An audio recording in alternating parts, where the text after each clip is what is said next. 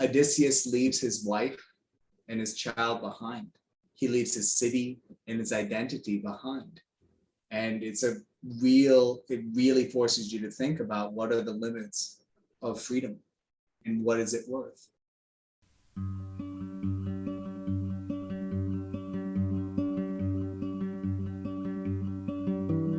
And suddenly it was just like, well, this poem is about what makes up who you are, right? It's about the fact that people make up who you are. And when you lose them, they're never coming back and you lose a part of yourself.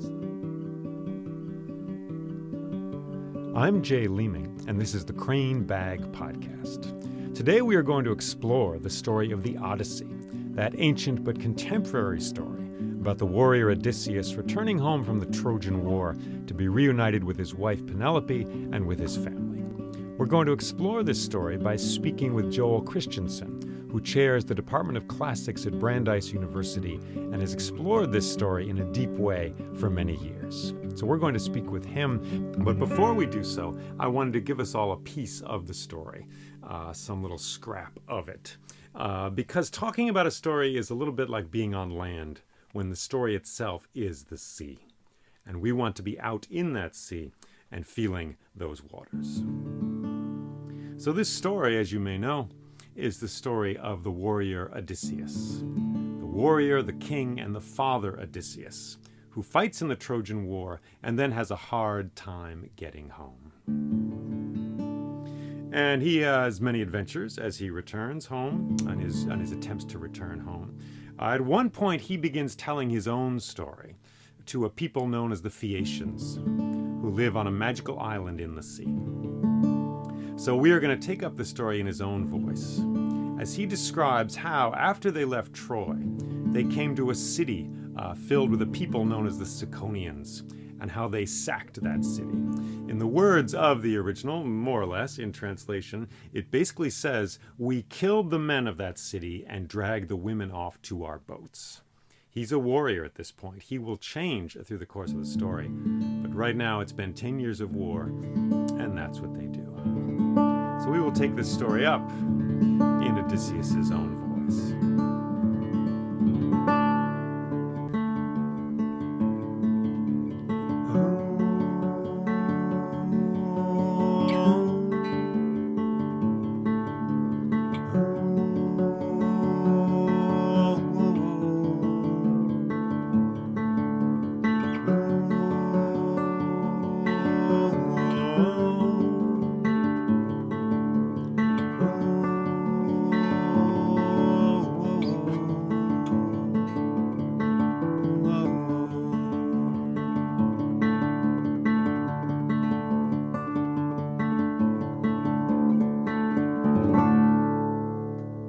So we fell upon that city, and we killed the men and dragged the women off to our boats. The soldiers grabbed what wealth they could, golden bowls from the houses, statues, chests filled with coins. They grabbed these things and put them in the boats.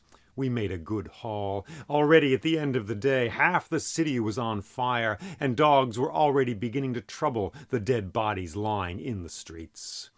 I gathered all the captains of the fleet together on the shore, and I said, "We must leave. We must go out to the open sea tonight, right now. This was an easy job for us, an easy hit, but tomorrow reinforcements may arrive. We should not risk that. We should set sail for the open sea." But the sea captains spoke, and they said, "Odysseus, you're a hard man. After 10 years of war, yes, we come to this city, and it's an easy job, an easy thing. Let the men enjoy the spoils of war. Let them drink the wine and rest here on the beach. Let them enjoy the fruits of their labors. Tomorrow we set sail. We will set sail. The Trojans are tired. Their allies are tired too. I don't think any reinforcements will arrive. Let us spend the night here." So they spoke, and I could not sway their hearts no matter what I said. So the soldiers spent the night there, roasting the spiral-horned cattle and drinking the sparkling wine of that city, and sporting themselves with the women they had taken from that city there on the beach. And they sang drunken songs as the smoke rose up into the heavens, and the stars shone down upon that beach, and the waves crashed at the edge of the sand. And then everyone slept. The next morning I was up early. In the blue light of the pre-dawn hours, I walked the beach. There were soldiers snoring with their armor half off. There were a few fires still burning. The city there was smoking, the smoke rising into the sky. Looters had come to go through the houses. And then I looked at the edge of the sky onto the hills, and I saw trees where there had been no trees before. And I looked again, and I saw they were not trees, but spears. They were soldiers on horseback. And I looked to the other hill, and there were other spears, other soldiers on horseback, and I shouted, "Awake! Battle is at hand!" And as I looked, the horsemen began to come down from the hills, and I yelled again, "Awake to the ships!" And the soldiers roused themselves from the beach. I kicked one in the side, "Wake up, wake up!" And the arrows began to flit through the air towards us. Already they hit a sleeping man on the beach. The soldiers staggered up. They grabbed what they could. They grabbed the golden bowls they'd taken from the city. They grabbed their swords. We began to fight them off, but we ran towards the ships at the same time, splashing through the water. Soon the spears were thudding against the side of the ships as we pushed off from the shore, and the warriors on horseback came closer. We pushed off further and further. Many of us were cut down by the shore, and soon we were out on the open sea. I looked back. I saw a spooked horse running in circles on the beach where we had sung songs the day before. Soldiers on the shore yelled and jeered. They threw their spears, but we were out of range. So we drifted away. So we paddled our way back into the sea. And then we raised 3 shouts for everyone we had lost there, in that city of the Ciconians. And then with our hearts heavy, we raised the mast on our boats and set sail across the open sea.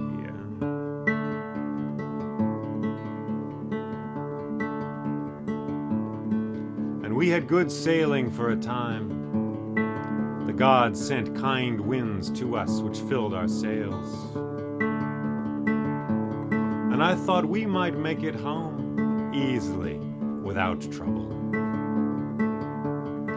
But then Zeus sent a great storm. A great storm that blew for 9 days, throwing us across the sea, bashing and pummeling our boats this way and that. We held on, we lashed everything down. Wet we were, as though the sea would claim us for itself, make us water ourselves. We hung on for 9 days, whirled and tossed around the sea. Huge waves, thunderbolts, thunder in the sky. Zeus, who loves the lightning, sent his gifts to the earth, and they shook that earth, shook the seas, and we were blown across the waters for a long, long way. Finally, after 9 days, we found ourselves again. The wind calmed. We found all the boats came together. We had luckily lost none of our boats.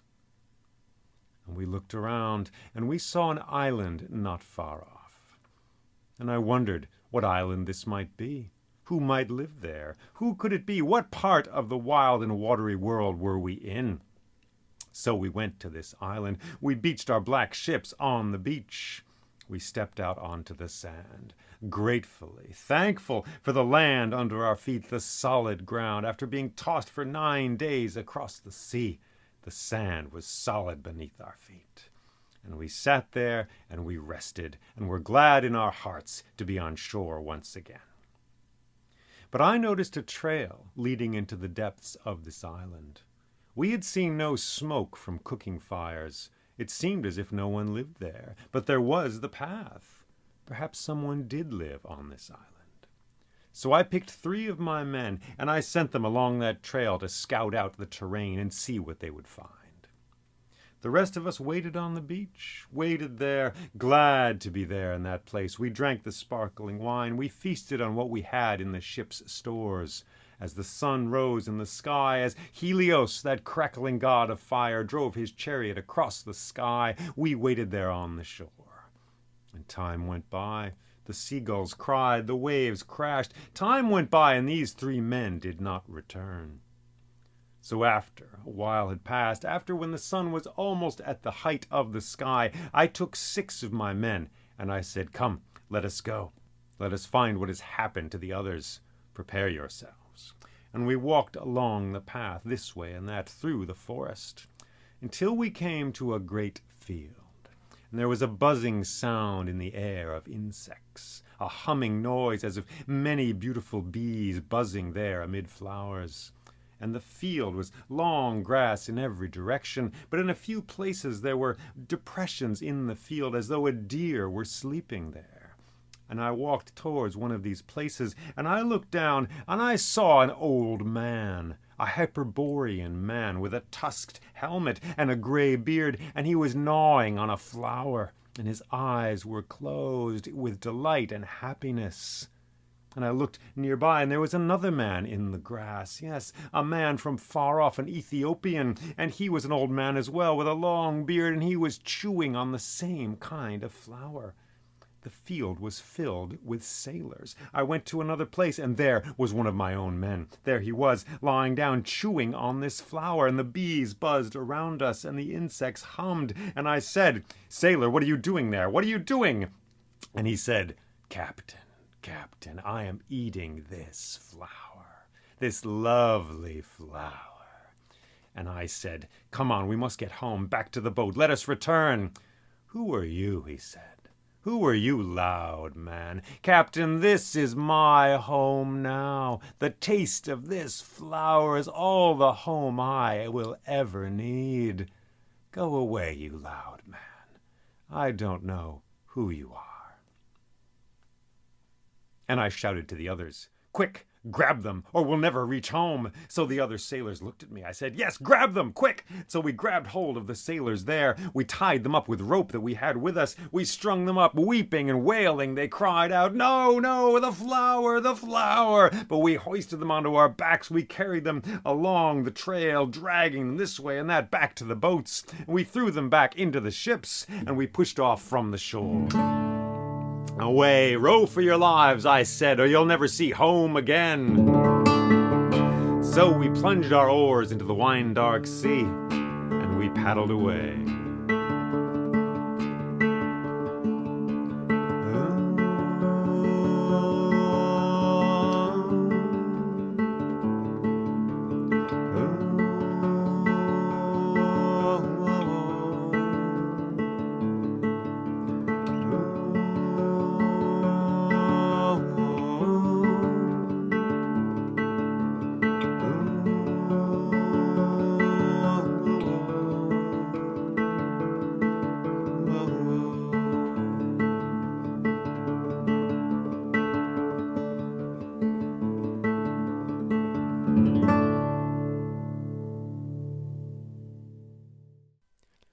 All right. Thank you for listening to this story.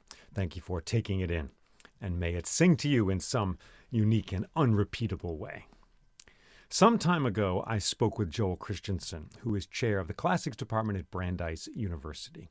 He has lived with these stories of the Odyssey and the Iliad for a long time and has studied them with his mind, and I could also say with his heart as well.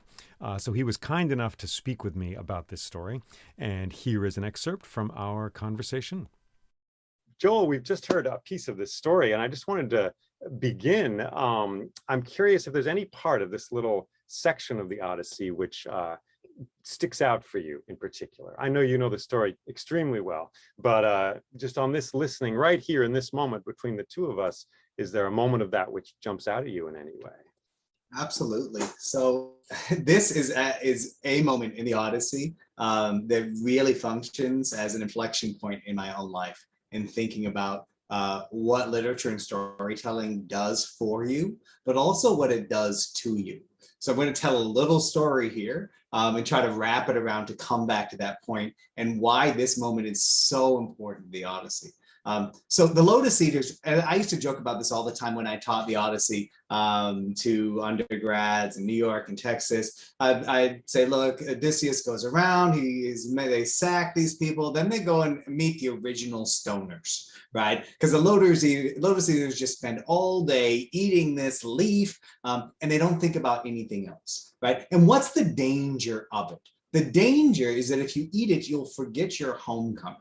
Now, in the Odyssey, this is supercharged language. The Greek is lathestai, nostu, to forget your homecoming. And this word nostos is what the Odyssey at its core says that it's about. Notice I say that's what it says it's about because there's other stuff going on. But nostos is your homecoming, right? It's that desire to get home again, but it's much more complicated than that because as a theme, it asks us to think about what it means to return home, right? And returning home is about reuniting with other people. It's about confirming different types of identity.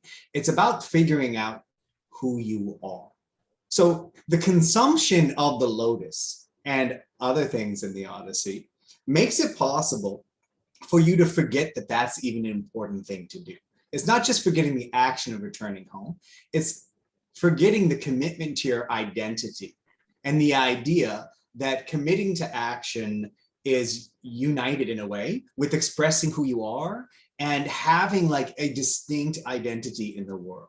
So that's a powerful thing as it is, right? And you could spin this off into a story about how this is the original Dare infomercial, right? Like this is about the danger of drugs, that if you don't do drugs, you can get home. Like drugs will keep you from going home.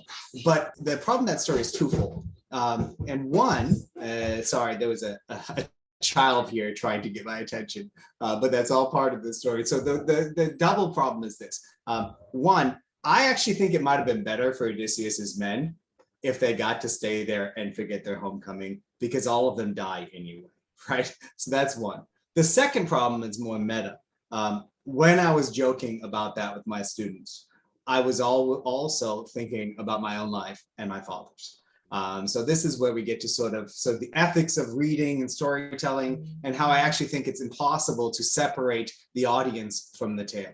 One of the times I read this story that made the biggest impact on me was soon after my father died. My father died suddenly in 2011, and it was in part connected to drug use. He had been a heavy marijuana user most of his life, heavy drinker, and it connected a lot into sort of a disconnection with the world that led to pneumonia and a sudden death from a heart attack.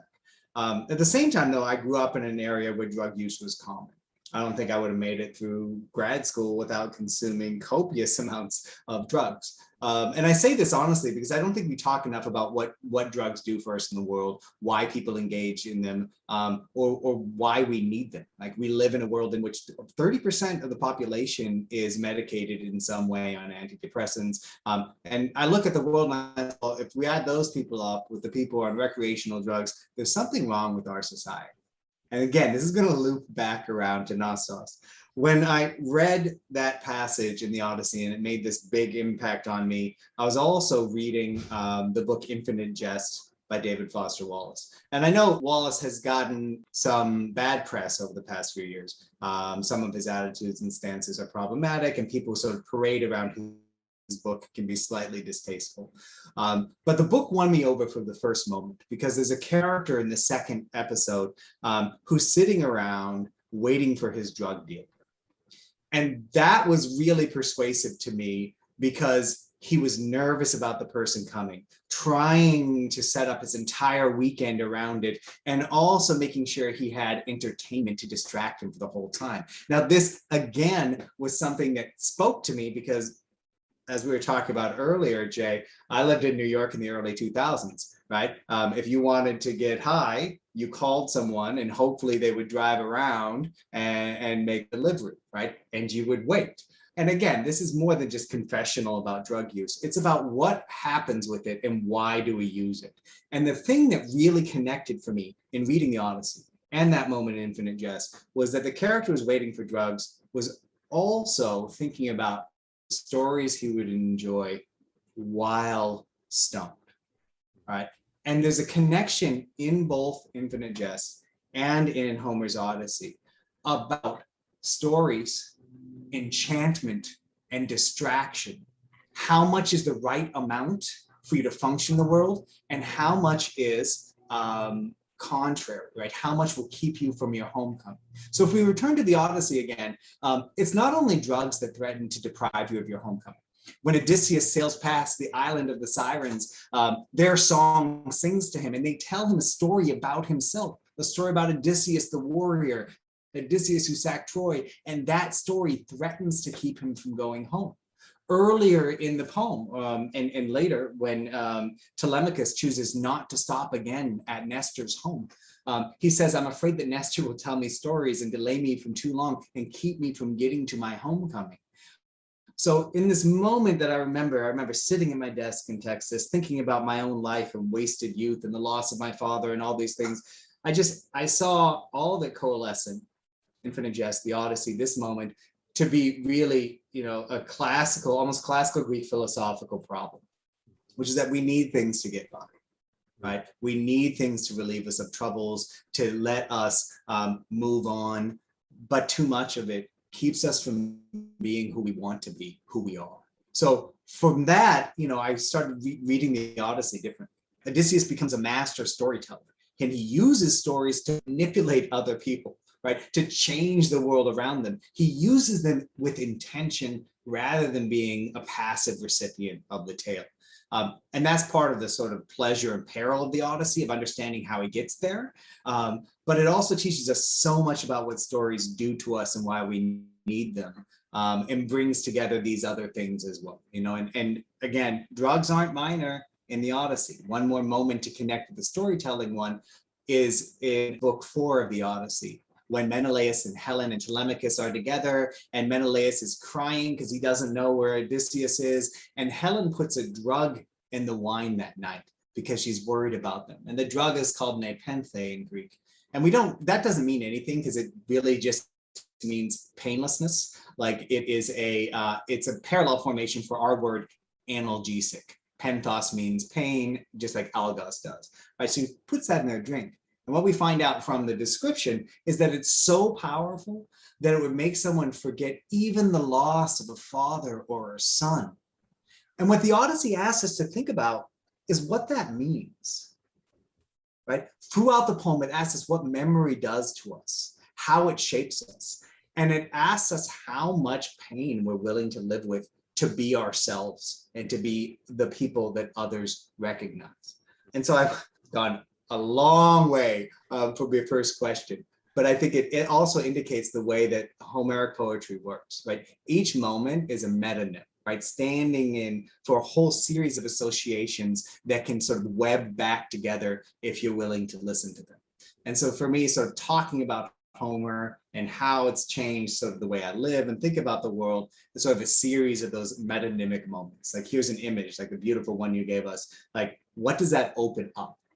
Thank you, Joel. That's a lot of amazing things to chew on.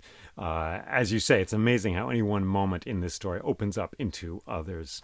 But about this idea of forgetting and memory, it seems like some amount of forgetting is actually useful, right? Yeah. So I don't know if you remember, we're close to the same age, but do you remember the band Morphine? Yes. So one of their greatest songs is the Cure for Pain song, right? Where he sings, when they have better cure for pain, that's when I'll give my drugs away, right? And this, so this goes back to sort of some core ideas of Greek myth and poetry, and that's that like wine and poetry are gifts from the gods to help distract us from our troubles. So there's this one idea that is purely entertainment, that it's purely distraction. But of course, every time that assertion's made, there's another assertion that's like, wait, there's more. And that's, and I always get drawn back to that at sort of a basic level, Greek myth relates these two things together, right? Yeah. And wine, just to set the story straight, was consumed by them quite often and diluted with water, right? So, yeah. So how often was it a simple afternoon drink, and how often was it a real journey to another altered state? Bender. That's I don't really know. We have so many contrary details, and I think it would change. I mean, it's clear that people were drinking pretty heavily, but they weren't doing keg stands and consuming 80, 100 proof. So it hard to say. Here's one thing: you rarely see Homeric heroes drunk, right? Yeah. But you also don't see them eat fish or vegetables, so I wouldn't take too much with that one. Right, right. And it's fascinating thinking about imagination and what you say about imagination and narrative in the Odyssey. For me, imagination was always the intoxicant of choice, as a kid especially, Yeah. and a way to escape. I'm in geometry class, I'm hating it. So Star Wars, let's get it going, Yeah.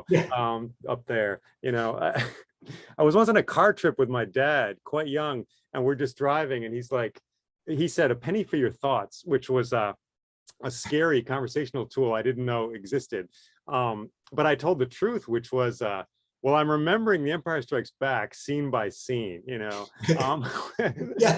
because we're driving to like Milwaukee or something. And I, in some ways, I'm embarrassed by that memory, but also as a storyteller, I'm like, that's exactly what you need. Yeah. You need to remember every little part. So when we talk about the Lotus Eaters, for me, that's part of the intoxication, is a narrative which heals you perhaps, but also takes you away from the present moment. And and there's also, I mean, there's that ambiguity that we have in the English word drug. Yeah. Right? Like it can be bad, it can be good, like it's coming from the authoritative place. And I think our entire cultural discourse about it is messed up, right? But no, I'm with you on the imagination.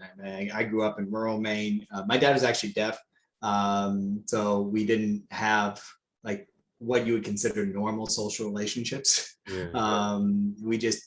We read, Right.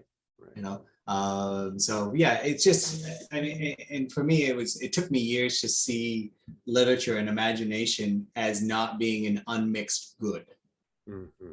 right? As being something that can be problematic and dangerous too. Yeah. Fascinating. But Joel, let's go back to the beginning. When in your life did you first connect with this story? So, I mean, late. Right. So here's a weird fact for people who aren't Homerists. One, people who work on Homer are called Homerists, which some people find surprising. And we separate ourselves from other classicists with that title. But Homerists tend to either be Iliad people or Odyssey people. Right. There are a few of us who go both ways, but most of the time you fall in love with one poem and just sort of tolerate the other. Right. And that's how I was, but not with the Odyssey. So I fell in love with the Iliad as an undergraduate when the first time I read in Greek. When I was in high school, I despised it. I read it in English. I was like, I don't get this. I don't really care. But the first time I read it in Greek, I had a lot of Latin behind me. I'd read, many different things. And the first line, just struck me because like it's a full-fledged unit of meaning, right? And each word was just dripping with meaning in the way that great music is. So here's one of the things about why I love Homer that people don't always understand, is that Homer is a product of an oral tradition, right? The lines are made up of what we call formulaic lines, but they really function like musical notes in a scale. And if you hear one note, it doesn't make you think of the song. If you hear two, maybe, but three in a sequence, and you're like, oh, I think I know that song, or I think I remember it. And our auditory memory works differently than our visual memory. Right. And so there's so much depth of meaning and associations available when we're dealing with something that's spoken and sung. So for me, it was qualitatively different in Greek than anything I'd read before in my life. So I set out to try to figure out what that was. My whole plan was like, oh, I want to write, I want to learn about literature, but I got to start at the beginning. So I'm going to spend a few years working on Homer. 20 years later, I'm still at the beginning. Right. But so my love affair was with Homer. And then I moved to New York in June of 2001, as we talked about just before we started this. And 2 months later was 9/11. Right. I was in Washington Square Park when the first plane hit.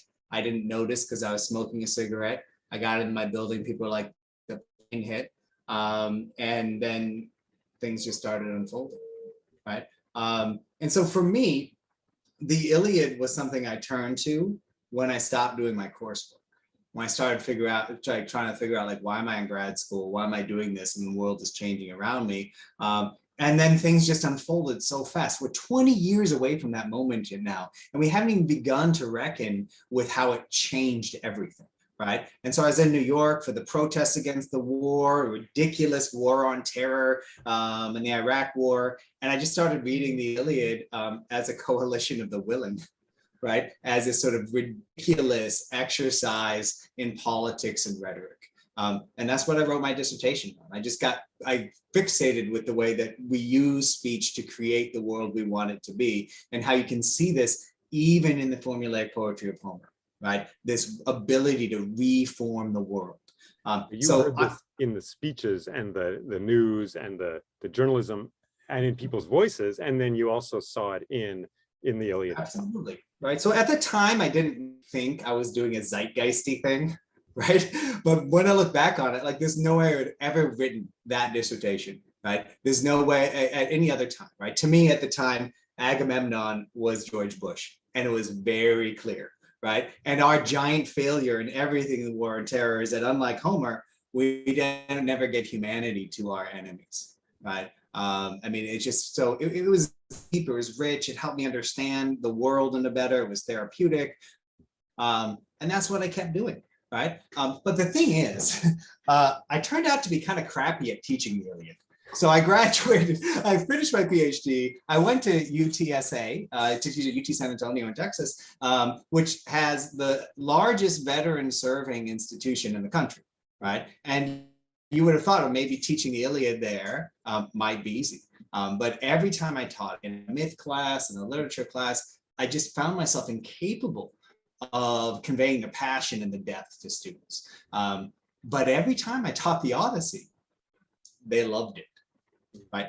Which for me was a surprise, because again, I always saw it as like the stepsister poem, right? The lesser poem. But you know, I'm always someone I meet students who they are. I want to see where they're going and to figure out why things work. I was a kid who took things apart, right, to figure them out again. How do you take apart a poem? Right, you can. It's just different than taking apart a car. So I would just go in and teach, and I found, and the day I knew it was slightly different was my wife, who I've been with since we were freshmen in college, would occasionally come and watch me teach just to give me some feedback. And she came to an Odyssey class when we were covering books 5 through 8. And afterwards, she was like, that was special. Right? She was like, I really enjoyed that. Everyone was engaged. Why did it work that way? I'm like, I just don't know. Right. But so the day where things changed for me. So one of them was thinking about the drug use, right? And thinking about autobiography, ethics of reading, how we change the way we read poems. But I also started to think about what stories people were responding to. And so one day, accidentally, I was reading some New York Times op-ed about learned helplessness, which is a psychological concept where if you fail repeatedly, in summary, you're less likely to even try in the future. And if you do try, you have actually lower rates of success. And this has been used to talk about generational poverty, racism, all sorts of different things, but also individual depression. And so I went to class and I asked students to think about Odysseus at the beginning of the Odyssey when we first seen him. Just sitting there on the shore, looking at the sea for 7 years, right? And the Greek is really clear. It's like, you know, he sits on the shore crying every day. Every night he sleeps with Calypso, even though she's no longer pleasing to him, right? And to me, I'm like, this is someone who's depressed, right? He's anhedonia, right? He has a lack of agency. He's just given up, right? Odysseus is worse off sitting on the sea with Calypso than his men are munching on the lotus for the rest of their lives, right? And so I said, well, what if we think about learned helplessness? And then think about how we treat learned helplessness today and the story of the Odyssey. And we treat learned helplessness in a couple of ways. Like one is sort of, cognitive behavioral therapy approach would be you have people sort of rethink their place in the world and like start succeeding in small scale tasks. Another approach, narrative therapy, is that you learn to tell your story differently, where you're not the victim of things, where you're an agent, and where you can actually act in the world, right? And so for me, like suddenly this is a mind-blowing situation where I'm like, oh, that's why he has to tell his story before he can go home, because he's actually going through a therapeutic process where he's figuring out where he was at fault and not, and what agency he has. And so for me, again, you can tell probably from what I'm talking about, this is deeply personal as well. Because I realize that part of what motivates the Odyssey is its contrast with the Iliad. In a way, the Iliad's a young person's poem, right? It's about violence, and it's also about how to die, right? And what to die for. It's a good war poem, right? But the Odyssey is about what happens when you don't have to die. In fact, when you have to live and survive. And it's about what is worth surviving for. And it's your family.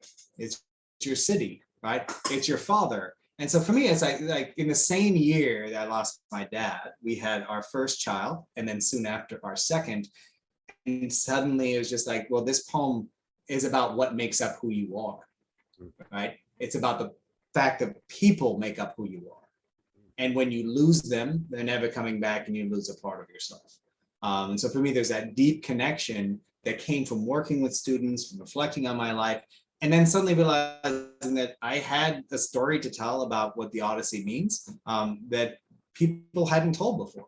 And when people have been writing on a poem for 3,000 years, and you suddenly have a new idea, you take that to the bank, right? And so I spent the sort of almost next decade working on that almost exclusively. And exclusively on the idea of the Odyssey as a healing poem and telling your story as a means of being healed. Right, and the Odyssey is a poem that is about, that is in a way, I put it flippantly, a guidebook to the human mind, right? How does it work? How does it function? How does it depend on other people? And how can you fix it when things go wrong? And it centers the power of story. And because it's a really sophisticated narrative, it also shows the bad stuff you can do with stories, right? So right up to about the halfway point, it's all like, yeah, Team Odysseus, he's healing, he's getting better, right? He becomes a master of narrative. And then he goes home and he uses his narrative to subdue everyone around him, kill 108 people, and be a pretty bad guy, right? So the story, it's complicated, right? But it's deep, and it repays rereading. Do you think Odysseus changes as a person through the course of this story? You just mentioned the 108 people. For the listeners, that is technically how many of the suitors are killed at the end of the story, if you do the math. And it's up to us to decide if that's exaggeration or if not. And for me, I mean, at the end of the story, I mean, he begins the story as a warrior and ends it as a warrior in many ways. And at the end, he kills all the suitors, and then he orders Telemachus to hang the servant women who have betrayed Penelope and Odysseus as well. So for me, at first I'm carried along by the narrative, and I am actually, frankly, enjoying the revenge. But then once the servant women are hung, it's just grisly and horrible. So I feel like the story is pushing my buttons and forcing me to ask that question of, is this appropriate or not? So let me take this that first and then back to the change thing. All right. So I often think of the violence in book 22 as a Quentin Tarantino movie, right? Where most of us know that the violence is over the top, right? But there are lots of people who misread it as being kind of cool. And the dominant reception of the Odyssey for 2,000 years has been the people who don't get that Quentin Tarantino is also criticizing violence while glorifying it, right? And that it is over the top, and it's supposed to make us question the conventions, right? And so I'm totally with you there. I think we are driven to follow a narrative pattern of vengeance, and we follow it all the way to the end. And Odysseus takes his vengeance, and it's too much. And we're invited to think about that excess. And I think you're right. For one, Odysseus acts just like the Cyclops Polyphemus in book 22, right? He closes people up in his home and then he murders them, right? And then that second level where he has the the enslaved women hanged in the yard is completely unnecessary. And people often also forget that he has the enslaved man Melanthius mutilated, right? They cut off his genitals and his hands, they stuff him in his mouth. I mean, this is brutal stuff, right? I think it's evil. And so I think that part of understanding, like thinking about Odysseus changing, is getting into sort of an ancient mindset of what do we expect Odysseus to be. And I think in the mythical tradition outside the Odyssey, he's not a good guy. I think probably a crowning narrative achievement of the Odyssey is to get us to root for one of the most ethically questionable people who went to Troy. And it's one. It's still controversial in Homeric scholarship to say that Odysseus is a bad guy, that he shouldn't have killed the suitors, and hanging the enslaved women is a bad idea too. Right? You will get a majority, especially of male scholars, saying that the text motivates it. Like it's really hard.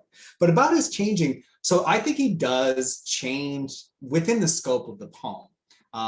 He returns to the self he was before he was sidelined by misery and suffering. And it's a harsher version of himself, right? He can totally instrumentalize people around him. He uses narrative to his ends, and he returns victorious, but to what, right? And I think part of the clue there is it comes at the end of the Odyssey. Can I talk about the final book? Go with it. Bring it on. Yes. All right. So the Odyssey's end is so problematic that multiple ancient scholars and modern think that it doesn't belong. They're just like, it's weird. We should end at book 23 when Penelope and Odysseus have sex. Like that's the end of the poem. Right. But that leaves out that he still needs to meet his dad, Laertes, and that there's a big problem. And the problem is he killed 108 of his own people. And so the end of the Odyssey is the suitors' families get together and they have an assembly. And they're like, what are we going to do about this guy? One, he took 12 ships of men away to Troy and came home with 0 people, right? This is a court-martialable offense, right? And then when he got here, he killed all the young men who weren't old enough to go when he left, right?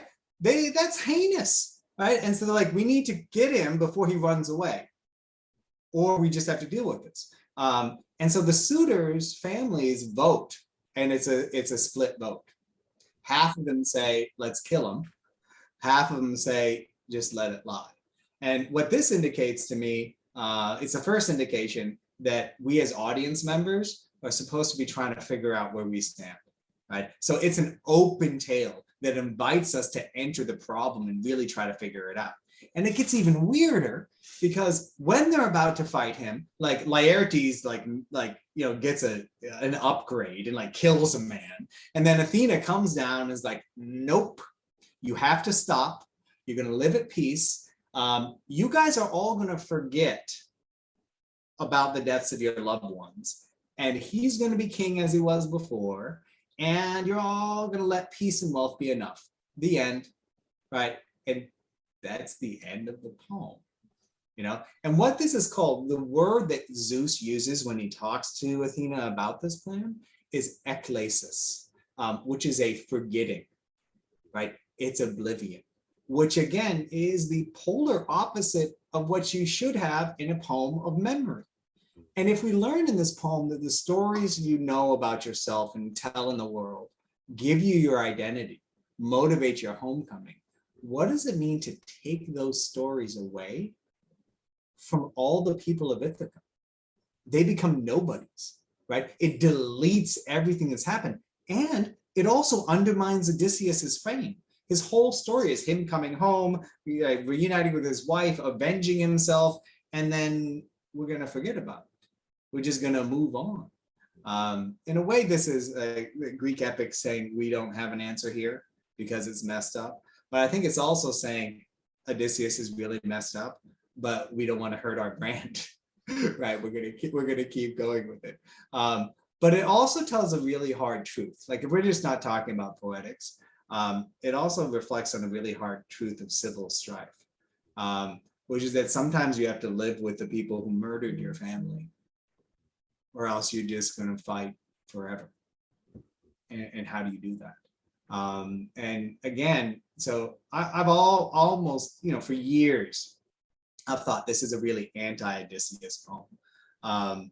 But over the past 3 years, as I've seen our increasingly fractious body politic, I'm leaning more towards this is a bitter pill we need to swallow line. Like, people are never going to get along. There are always going to be vendettas. Sometimes you just have to forget. And that's really, really hard. So at the end, I mean, the Odyssey becomes like, a sort of series of test cases or ruminations on the power of memory, both to give you strength to carry on, but also to take your life away. And I think the reason why this reading or readings like this aren't popular is it's hard, right? It's in the middle. It doesn't give us an answer. It's not Instagrammable, right? It's a really difficult and in a way philosophical conversation. Mm-hmm. So the story is asking us questions that we need to ask. And the story doesn't necessarily have answers for us, is pretty much what you're saying. And this is why I think it's at the end therapeutic, right? So I talked before about, we mentioned before about how we see Odysseus going through a type of therapy, right? And the therapy is about constantly repositioning his own life and his own story, right? If we read the Odyssey correctly, we should be doing the same thing, right? We should be reflecting on our agency, on our actions, on cycles of vengeance, and on what you should base your behavior on. Right? I mean, everybody in the Odyssey is acting in a process of vengeance because that's what they've heard before, right? At the end, though, I mean, what I think we learn is that the stories that the Odyssey has to offer aren't actually sufficient as models for action, right? Instead, they're models for thought. And so again, part of this again is connected to my own process of reading the Odyssey in this way to be tremendously rewarding and therapeutic. But I think that like in its original context, it served much of the same function. Mm-hmm.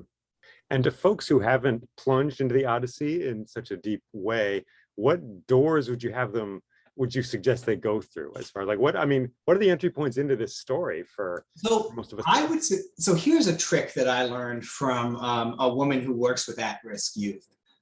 She gives them Gareth Hines's graphic novel of the Odyssey. Right? So it's a beautifully done graphic novel. It's really close to the tale. And they read it, and then they read the translation, a translation alongside it, either after or before. And I think this is brilliant because ancient audiences grew up hearing the tales all the time. They knew the stories. So by the time like they were old enough to really think about it, they didn't have to worry about where Lernessa was or what a Cyclops was, right? All the stuff that we have trouble with that makes the difficulty of dealing with epic harder, the ancients didn't. So I tried this trick with my own kids who are now 9 and 11. I just ordered the Hines graphic novels and left them around the house, and they consumed them.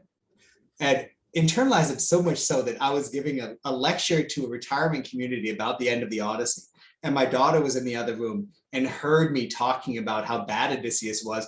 And she walked in, interrupted the lecture, and she's like, "No, Daddy, the suitors did all of these terrible things. Let me tell you why he was right." And so I would just say, like, we had this idea that literature should be hard, right? That you should sit there and struggle to read it. And I don't think all literature has to be that way, right? It's a story. So remove the obstacles to understanding the story. Start simple and scale up. And also remember that these stories are meant to be experienced with other people, right? One of the things I always talk about is how, when you or I read the Odyssey, we're not actually reading the same poem. We construct a blend between our lives and experience and understanding and what we're reading, and we have sort of parallel different Odysseys that we experience. The way we bring our visions of the poem closer together is by talking about it. Right? By figuring out why what we think happened, why we think it, and we create then a new version of the Odyssey that we both sort of see almost together. So, this is why it's so pleasurable to like watch television shows and movies with people and talk about it, right? Because we're creating a shared space. So I would say, if you really want to get in the Odyssey, start with that graphic novel, then pick up a translation, and just talk to people about it. Sounds like a good way to go. Joel, I wanted to ask you about the spiritual world of this poem, of this story. I don't know with what spiritual ideas or beliefs you were raised, but it seems to me that the gods in the Odyssey are present both as sort of anthropomorphic human kind of superhero type ways, but they're also, I mean, is it wrong to say that they're not present for the characters of the story in natural things, in wind, in birds, in the sea itself, in rivers? Is it wrong to say that they're sort of ever present to the characters in the Odyssey? So let me give you sort of a sort of dictionary type response, and then get a little freaky. All right. So the dictionary response, or like the basic sort of guidebook, is that you're right. In the ancient world, we're reflecting beliefs where the gods or numinous powers are all around, right? Where agency might be deferred, where gods might be more involved, where you'd be much more superstitious than you might think we are today, right? And I say might think there because there's lots of complexities. But part of that, the problem is that the Homeric epics are amalgam narratives, so they reflect sort of the basic ideas of many different Greek city-states without hewing to just one, right? So the whole idea of there being these anthropomorphic gods who are like a family and that all Greeks believed in them is nonsense. Instead, in sort of classic polytheistic culture fashion, they could believe contrary things at the same time, because it's all about how things function in the story. And there's such great variety of belief. What we get in Homer is this weird mixture of reflections of some general religious beliefs, the gods being used as characters, right? And then sort of commentary on human life, right? So the gods in the Iliad and the Odyssey function more to tell us about human beings than they do to tell us about gods, which is important. So that's sort of like a handbook response. On the other side, what I want to tell you is that from at least the 6th century BCE, well into the Christian era, most people thought that the Odyssey contained occult spiritual knowledge, that it was allegory. And they would look at things like Circe turning men into animals and say, well, you know what, this is really just about reincarnation, right? This is an elaborate allegory for reincarnation. There are some allegories which say that, look, everything that happens in Odysseus's story is just actually a different part of his mind, right? The Cyclops represents his anger, right? Circe is his desire, his appetites, right? And you get this idea that the epic itself is trying to explore like what it means to be alive, but also what it means to be dead.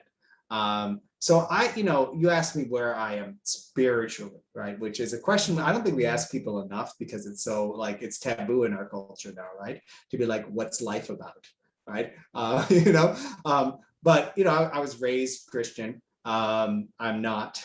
My wife is Muslim. I am not.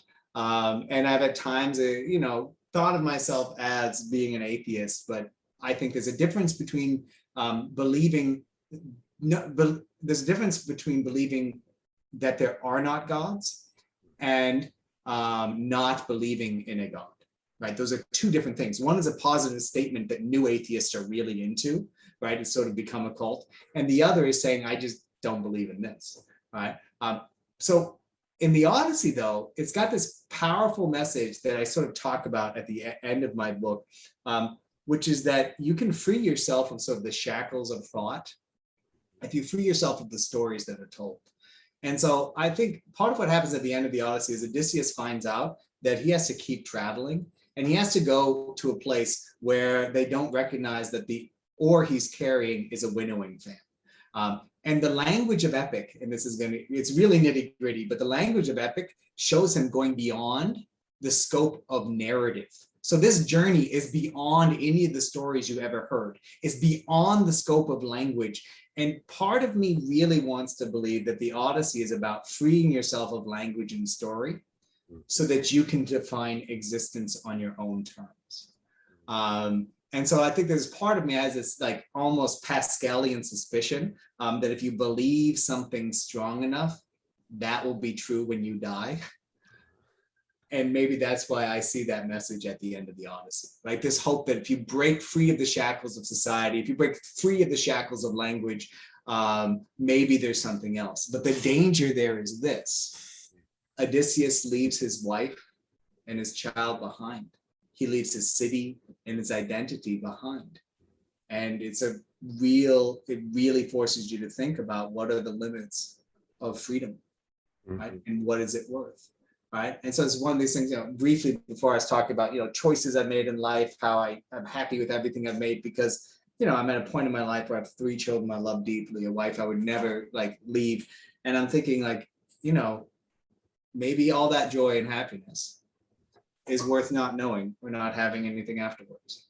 And I think that the Odyssey really forces us to think about that exchange. About a small dose of oblivion we might actually need. Yeah. Wow. But also about the value of what we have, right? Yeah. And what the cost is if you want something else. Like if you want to be a hero, you can't have anything. Joel, is there a part of this story that you find yourself returning to, whether you want to or not, either in your work or in your life? I think that image I already talked about of Odysseus alone on the seashore, right? I think that, the sea has great power over you, especially in ancient Greece, because it's everywhere, or modern Greece. But, I grew up in Maine. I grew up maybe 20 minutes from the ocean. Just that powerful image of being there. And thinking, for everybody who's been there, just thinking about sort of weighing the magnitude of everything out in front of you. And just the sort of itty bitty little self. And that moment is just I think I return to that because I think as someone who's bookish, as someone who loves narrative, I'm, a bit of an introvert. I have a tendency to avoid people. I use that as an image because it reminds me that we have a choice. Right? That no matter what happens, we have a choice to leave that liminal moment. We have a choice to be part of things. And it's hard. And sometimes there's something messed up in our minds that keeps us from doing it. But at the end, we have that choice. And if you don't make it, 7 years have gone by and you're unhappy and nothing's changing.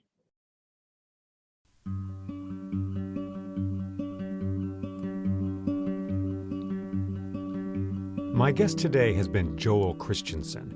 Joel is the chair of the classics department at Brandeis University and has spent years studying the Odyssey, the Iliad, and ancient Greek literature. He is the author of The Many-Minded Man, The Odyssey, Psychology, and the Therapy of Epic, available from Cornell University Press. And I am Jay Leeming, and this is the Crane Bag Podcast.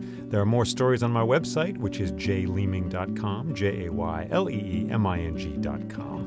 You can also become a Patreon supporter of this show and of my work on that website. Many thanks to those who have already done so. That support makes these things possible.